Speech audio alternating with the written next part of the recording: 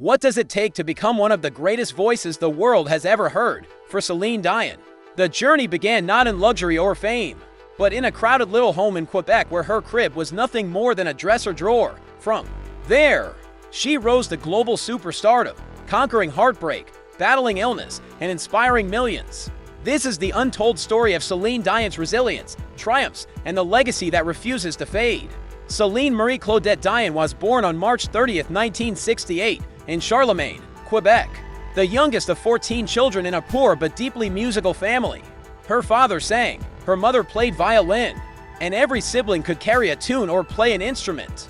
Though the Dion household was always filled with sound, it was also filled with struggle.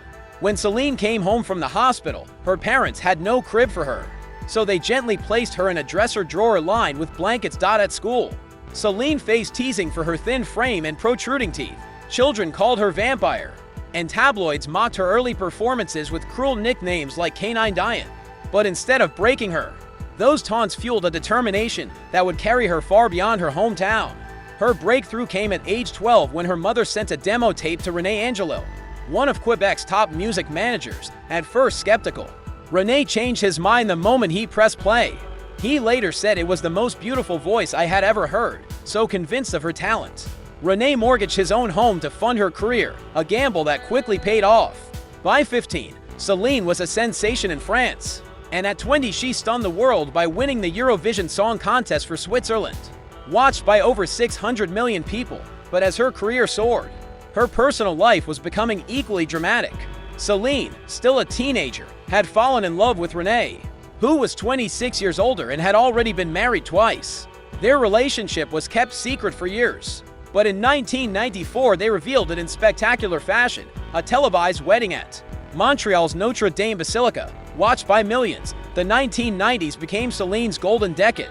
Her English-language debut Unison introduced her to the US, but it was Falling Into You in 1996 that catapulted her into superstardom, selling over 32 million copies and earning the Grammys, including Album of the Year. A year later, she recorded My Heart Will Go On for the film Titanic. That single alone sold 18 million copies, won an Oscar, and became one of the most iconic songs in music history.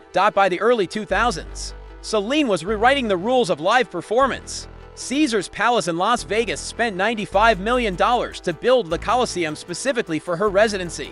Many once dismissed Vegas as a place for fading stars, but Celine proved it could be the pinnacle of success. She sold more than 3 million tickets, and her model inspired legends like Elton John and Lady Gaga to follow. Behind the glitter, though, life was far from easy.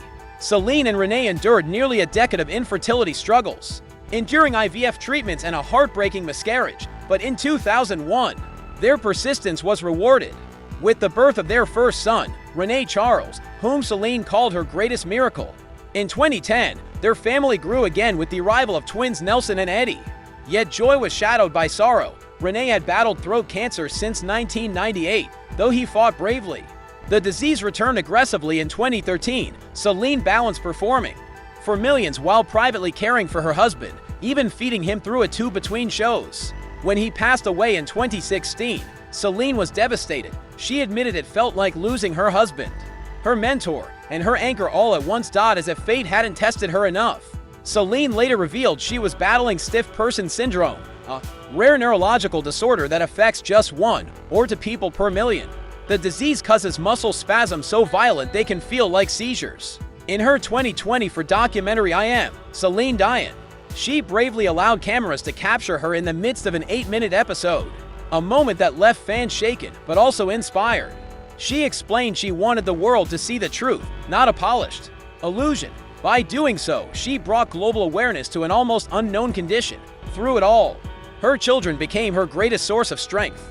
René-Charles, now a young man, has pursued music and even poker, impressing many with his composure and skill. Her twins, Nelson and Eddie, stand by her side, learning how to care for their mother during her unpredictable health episodes. Celine remains determined not to let illness define her. "If I can't run, I'll walk. If I can't walk, I'll crawl, but I will keep going," she declared. That spirit mirrors the arc of her life.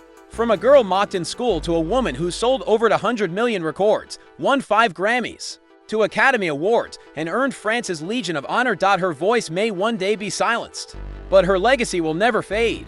Celine Dion is more than a superstar. She is proof that resilience, love, and determination can transform even the harshest struggles into timeless triumphs. If Celine's story moved you, hit the like button, share this video with someone who needs inspiration, and subscribe to our channel for more powerful stories of resilience and legacy. Because voices like hers never truly fade.